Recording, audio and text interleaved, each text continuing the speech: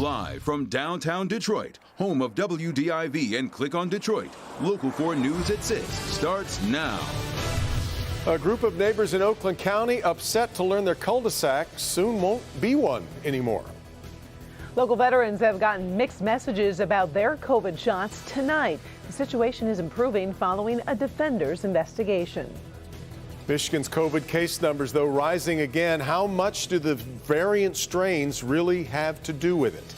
And that tops Local 4 News at 6. Good to have you with us. The coronavirus and rises in the key numbers the state is tracking. Michigan reports 3,164 new cases today and 0 new deaths. This is the highest single-day number of new cases since January. The state is also monitoring variant cases and a rise in hospitalizations and positivity rate.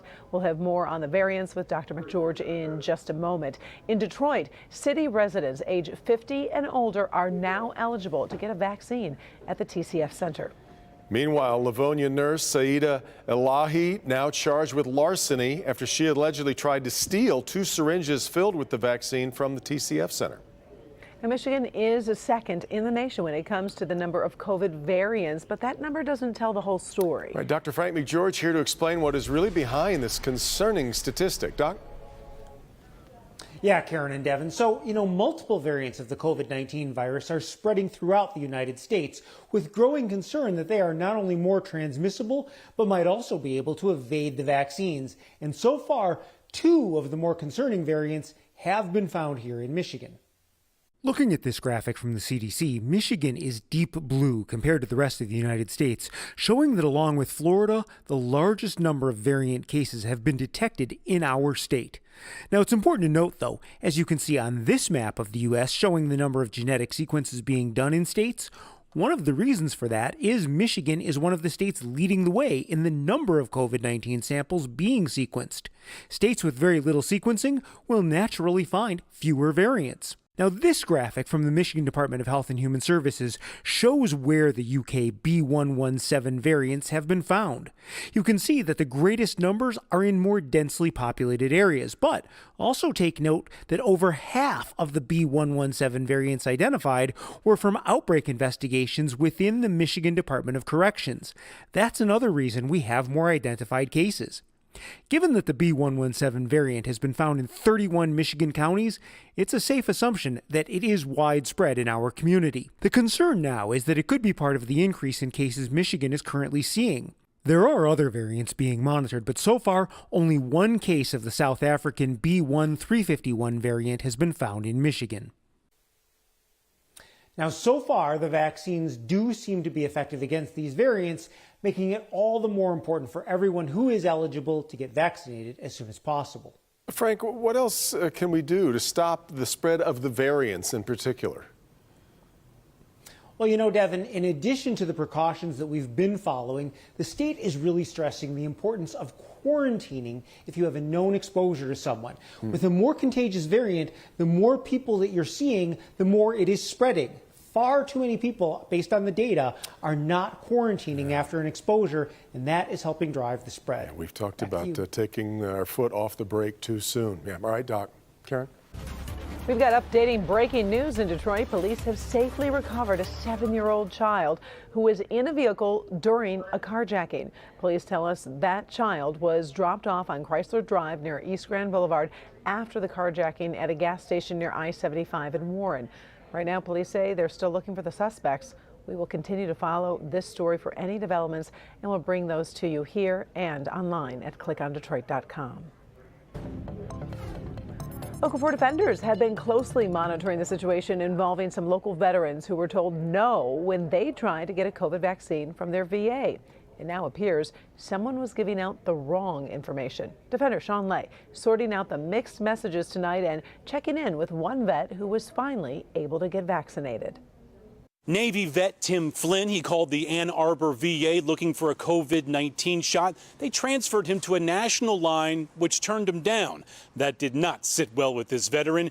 He called the Ann Arbor VA back and then got a surprising response. I'm like, well, the people I talked to at the national, she goes, they don't have a clue.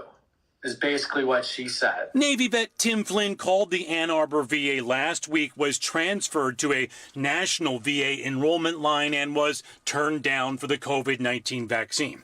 Tim called the VA in Ann Arbor right after he spoke out to the Local 4 defenders, and he was surprised by what happened next. They got me registered. They sent me back to her. I got an appointment for an hour later. An hour later? Yep. I was on the phone with them at 10:30. My appointment was for 11:30. Last week, the House passed the VA Vaccine Act. The Senate still working on it to make sure every veteran, veteran spouse, child, and caregiver also gets the vaccine from the VA. But those changes have not yet been made. I walked in. I waited about 2 minutes. I got called back, got the shot, waited 15 minutes and left. Best bet is to enroll locally, either at the Detroit VA or the Ann Arbor VA. Now, we asked the VA in Ann Arbor, what about these mixed messages? What should vets know? They just sent us this statement that says VA is working diligently to ensure all eligible veterans who want the vaccine receive it. While this instance was not according to our standard practice, we are glad he received his first dose and will ensure he is fully vaccinated. We'll let you know when it opens up to every veteran, and that's in the pipeline. Sean Lay, Local 4.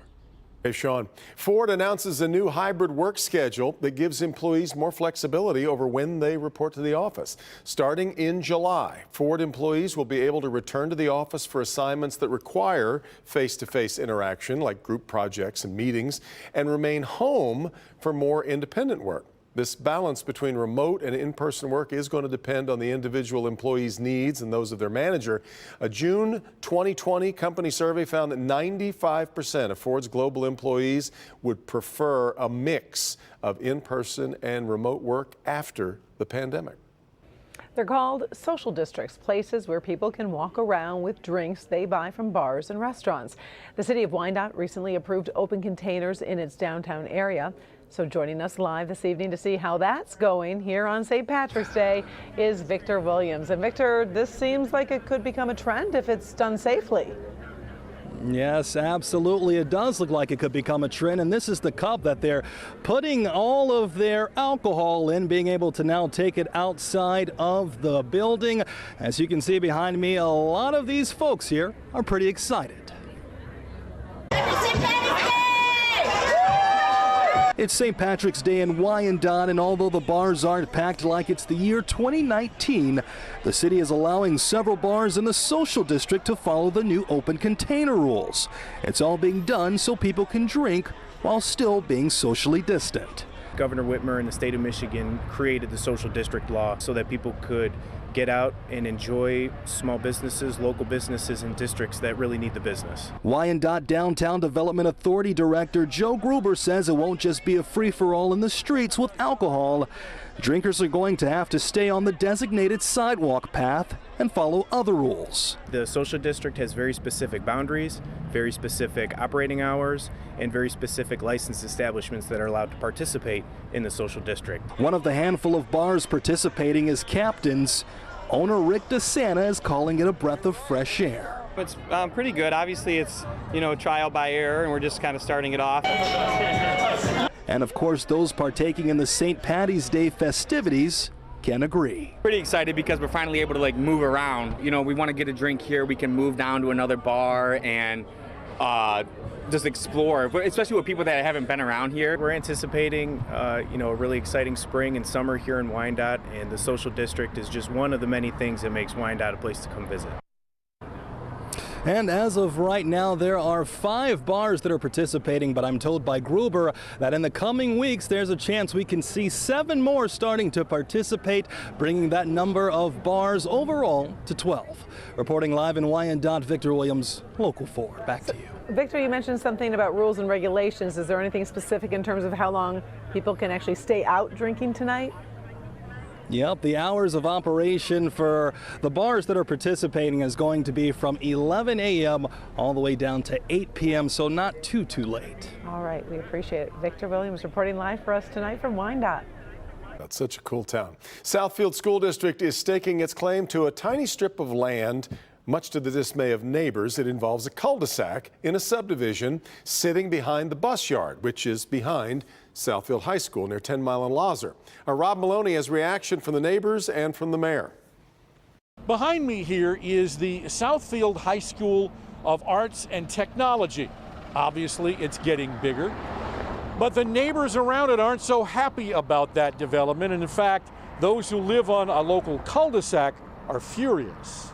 The sign says no outlet on tranquil Green Valley Street. Montessori teacher Camille Johnson liked it so much she bought her house here 25 years ago. There's a lot of trees. It's a wooded area. This gorgeous cul-de-sac at the end of the street. A lot of the people in the subdivision use Green Valley Street for walking. We see a lot of bikers, skateboarders. Right behind the cul-de-sac are trees now marked with pink ribbons. The school district decided it wanted to use this area as an emergency exit road for its bus depot located just on the other side of the trees. The city of Southfield owned this property, but the district wanted it so badly it had a lawyer tell city council it was going to take it through eminent domain. Mayor Ken Seibert tells Local 4 even after the council said no last fall. It's not a good look for one branch of government or another to be suing one another. So, and we just didn't feel that we would prevail. So the school district can have the easement.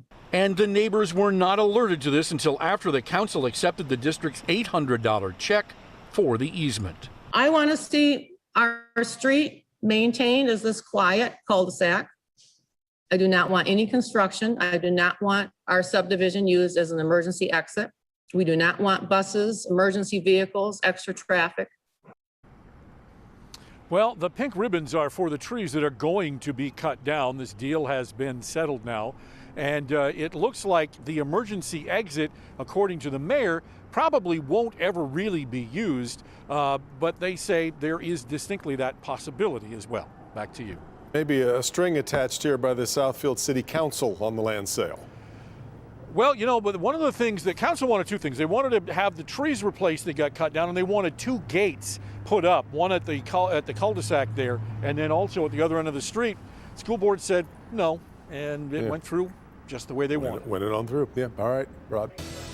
All right, well, the sun has stuck around. Ben, what a great day out there. Great day and a great night, and depending on how late St. Patty's Day goes for you, it's still going to be dry past midnight, but once we get closer to daybreak, that's when the rain starts to arrive, and we'll tell you who gets what and where the wind is coming as well. Next.